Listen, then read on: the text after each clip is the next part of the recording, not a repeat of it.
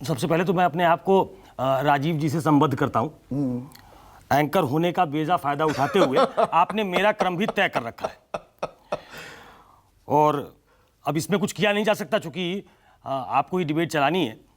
तो मैं शुरू करता हूं गुरु प्रकाश जी ने जो कहा वहां से। आज की पॉलिटिकल वोकैबुलरी बदल गई है, ग्रामर बदल गया है। बिल्कुल ठीक कह रहे हैं वो।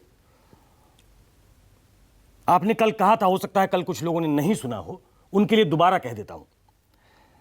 देश में पहला घोटाला उजागर किया फिरोज गांधी ने अपनी ही सरकार के खिलाफ, और उसमें भी एलआईसी इन्वॉल्व था, क्योंकि उसने कुछ स्टेक्स 1.25 करोड़ के एक ऐसी कंपनी के खरीदे थे जो डाउटफुल थी। हरिदास मुंद्रा, वो भी सटोरिया था, छोटा सा कारोबारी था कलकत्ता का। फिनांस मिनिस्टर को इस्तीफा देना पड़ा 2 महीने के भीतर। ये एक कन्वेंशन था। आगे आ जाइए। अटल जी की सरकार थी, बीजेपी की सरकार थी, बीजेपी उसको लीड कर रही थी। बंगारू लक्ष्मण जी पे गंभीर आरोप लगे रक्षा सौदों में घूस लेने के। उनको अध्यक्ष पद छोड़ना पड़ा। वो मंत्री उस समय नहीं थे, अध्यक्ष थे, छोड़ना पड़ा। तो पॉलिटिक्स बहुत हद तक कन्वेंशन पे चलती रही है। ये आरोप गंभीर हैं, इसकी जांच होनी चाहिए।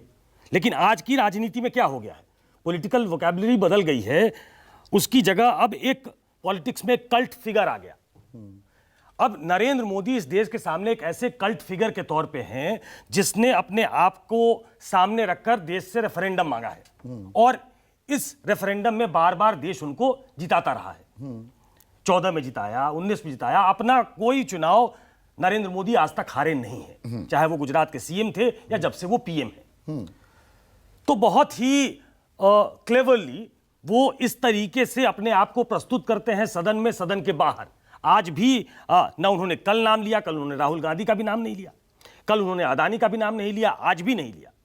उन्होंने इस पूरी लड़ाई को पॉलिटिकल बना दिया है। आपने कल भी डाउ जोन्स से लेकर तमाम चीजें गिनाई कि इसके इंटरनेशनल रेमिफिकेशन क्या है, और एक बड़े बिजनेस हाउस पे जब इस तरीके के आरोप लगते हैं तो उस पे देश पे असरात क्या हो सकते हैं, हमारी व्यवस्था पर, हमारे प्रोसीजर्स, बिल्कुल हमारे इंस्टीट्यूशंस पे, जो वॉचडॉग हैं उस पे, उसको बाहर का मुल्क कैसे देखेगा।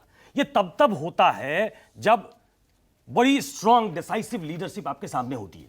मेरे सामने इंडियन एक्सप्रेस की एक प्रति है, मार्च 1982 की। उसमें लिखा है, उसकी हेडिंग है पीएम, उस समय इंदिरा गांधी थी, पीएम कह रही है opposition has no alternative programme.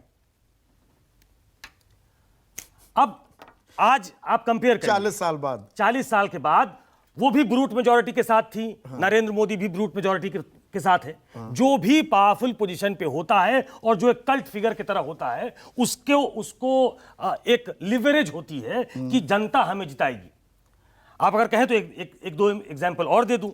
Indira Gandhi कहा करती थी, मैं कहती हूं गरीबी हटाओ, ये कहते हैं इंदिरा हटाओ। मोदी जी कहा करते हैं मैं भ्रष्टाचार से लड़ना चाहता हूं, ये मोदी से लड़ना चाहते हैं। कल उन्होंने कहा कि एक होता है कंस्ट्रक्टिव क्रिटिक और एक होता है कंपल्सिव क्रिटिक।